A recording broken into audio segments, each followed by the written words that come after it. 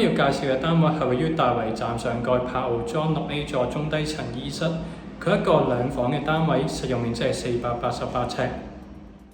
一入到門口會有一個玄關位，玄關位置同埋開放式廚房嘅櫥櫃都係採用咗木紋間條嘅設計。經過玄關位之後，左手邊就係單位嘅客飯廳，會外接一個22尺嘅露台。開放式廚房呈 L 字形設計，採用電磁爐煮食，配備咗一個微波焗爐。之後同大家行出露台望一望出面嘅景觀，望向柏傲莊3期，正下方可以望到整個柏傲莊嘅內園景觀，亦都可以望到室外泳池同埋山景。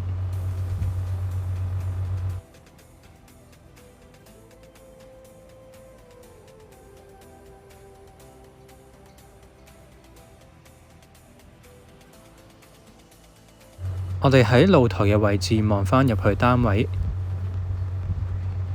之後嚟到走廊位，我哋會參觀2間睡房同埋浴室。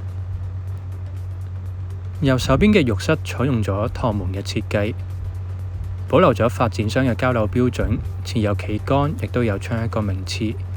除此之外，亦都擺放咗衣櫃、燙衫板同埋洗衣機。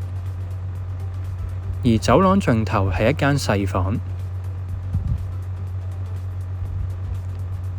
同樣都係望返內園嘅方向。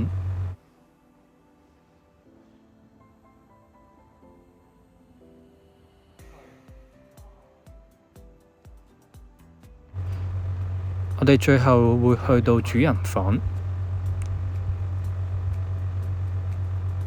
外接一個工作平台。